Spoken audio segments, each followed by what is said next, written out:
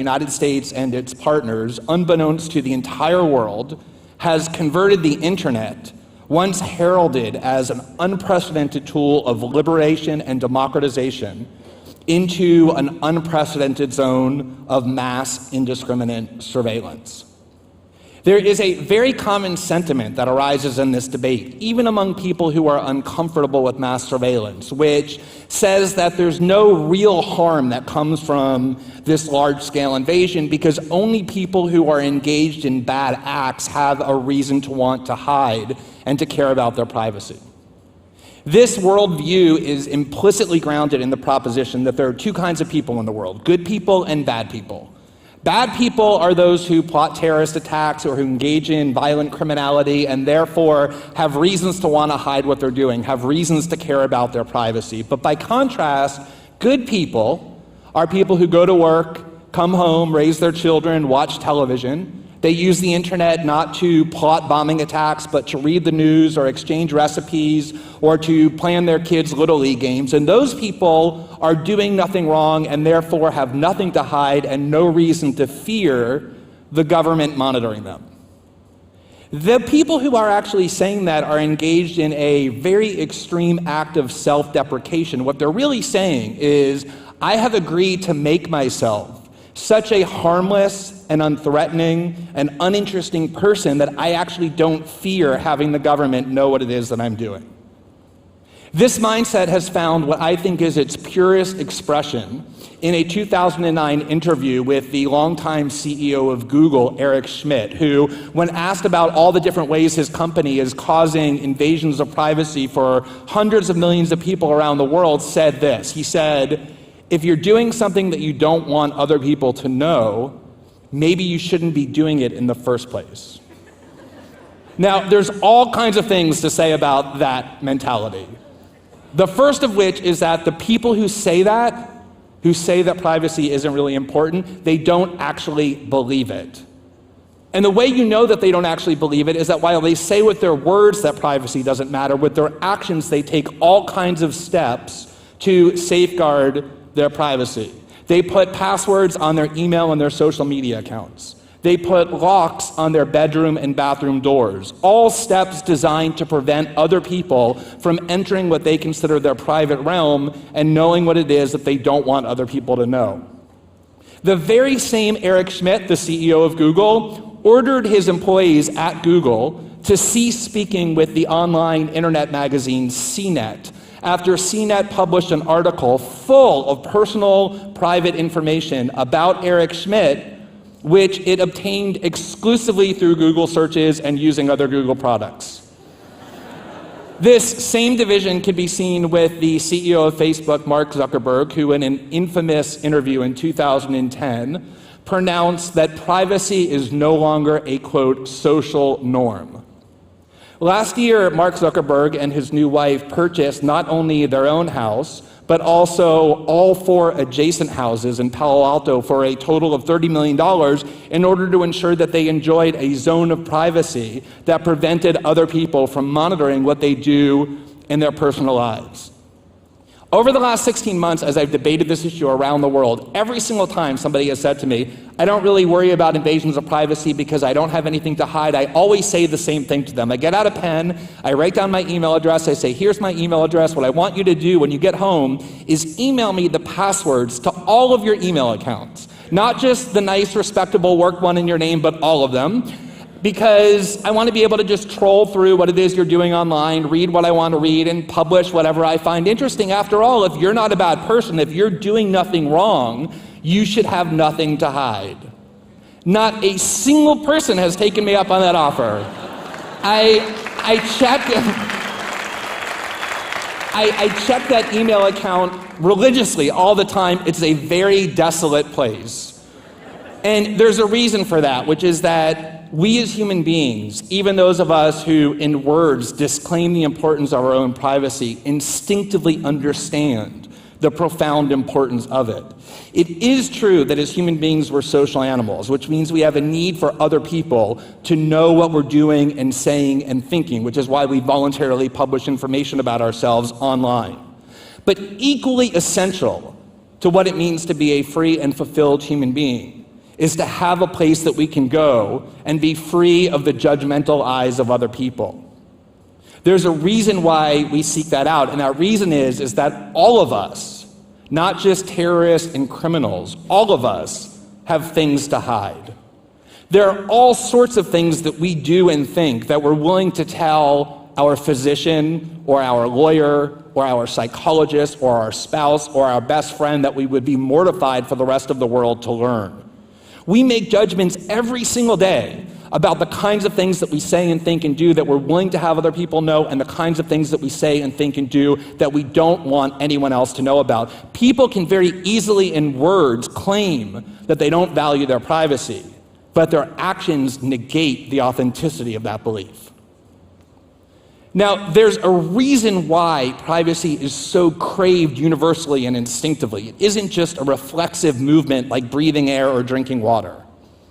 The reason is that when we're in a state where we can be monitored, where we can be watched, our behavior changes dramatically. The range of behavioral options that we consider when we think we're being watched severely reduce.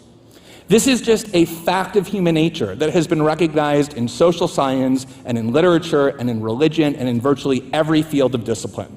There are dozens of psychological studies that prove that when somebody knows that they might be watched, the behavior they engage in is vastly more conformist and compliant. Human shame is a very powerful motivator, as is the desire to avoid it. And that's the reason why people, when they're in a state of being watched, make decisions not that are the byproduct of their own agency, but that are about the expectations that others have of them, or the mandates of societal orthodoxy. This realization was exploited most powerfully for pragmatic ends by the 18th century philosopher Jeremy Bentham, who set out to resolve an important problem ushered in by the industrial age, where for the first time institutions had become so large and centralized that they were no longer able to monitor and therefore control each one of their individual members. And the solution that he devised was an architectural design originally intended to be implemented in prisons that he called the panopticon. The primary attribute of which was the construction of an enormous tower in the center of the institution, where whoever controlled the institution could at any moment watch any of the inmates, although they couldn't watch all of them at all times. And crucial to this design was that the inmates could not actually see into the panopticon, into the tower, and so they never knew if they were being watched or even when. And what made him so excited about this discovery was that that would mean that the prisoners would have to assume that they were being watched at any given moment, which would be the ultimate enforcer for obedience and compliance. The 20th century French philosopher Michel Foucault realized that that model could be used not just for prisons, but for every institution that seeks to control human behavior: schools, hospitals, factories, workplaces. And what he said was that this mindset, this framework discovered by Bentham, was the key means of societal control for modern Western societies, which no longer need the overt weapons of tyranny, punishing or imprisoning or killing dissidents, or legally compelling loyalty to a particular party, because mass surveillance creates a prison in the mind that is a much more subtle, though much more effective means of fostering compliance with social norms or with social orthodoxy, much more effective than brute force could ever be. The most iconic work of literature about surveillance and privacy is the George Orwell novel 1984, which we all learn in school, and therefore it's almost become a cliche. In fact, whenever you bring it up in a debate about surveillance, people instantaneously dismiss it as inapplicable. And what they say is, oh, well, in 1984, there were monitors in people's homes, they were being watched at every given moment, and that has nothing to do with the surveillance state that we face.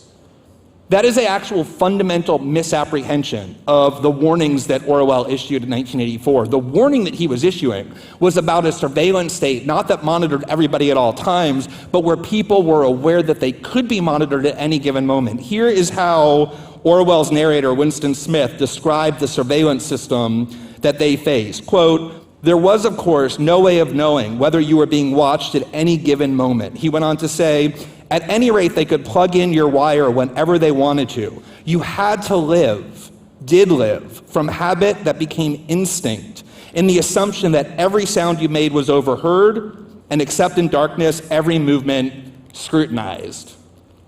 The Abrahamic religions similarly posit that there's an invisible, all-knowing authority who, because of its omniscience, always watches whatever you're doing, which means you never have a private moment, the ultimate enforcer for obedience to its dictates. What all of these seemingly disparate works recognize, the conclusion that they all reach, is that a society in which people can be monitored at all times is a society that breeds conformity and obedience and submission, which is why every tyrant, the most overt to the most subtle, craves that system. Conversely, even more importantly, it is a realm of privacy, the ability to go somewhere where we can think and reason and interact and speak without the judgmental eyes of others being cast upon us, in which creativity and exploration and dissent exclusively reside. And that is the reason why, when we allow a society to exist in which we're subject to constant monitoring, we allow the essence of human freedom to be severely crippled.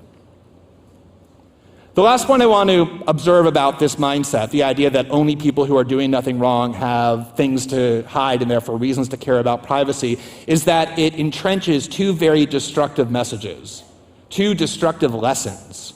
The first of which is that the only people who care about privacy, the only people who will seek out privacy, are by definition bad people.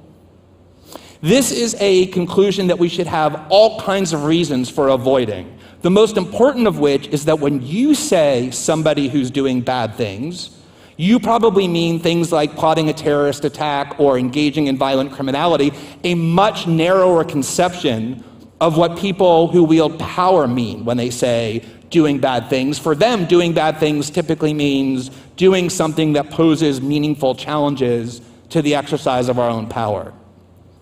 The other really destructive and I think even more insidious lesson that comes from accepting this mindset is there's an implicit bargain that people who accept this mindset have accepted. And that bargain is this: if you're willing to render yourself sufficiently harmless, sufficiently unthreatening to those who wield political power, then and only then can you be free of the dangers of surveillance. It's only those who are dissidents, who challenge power, who have something to worry about. There are all kinds of reasons why we should want to avoid that lesson as well. You may be a person who right now doesn't want to engage in that behavior, but at some point in the future you might.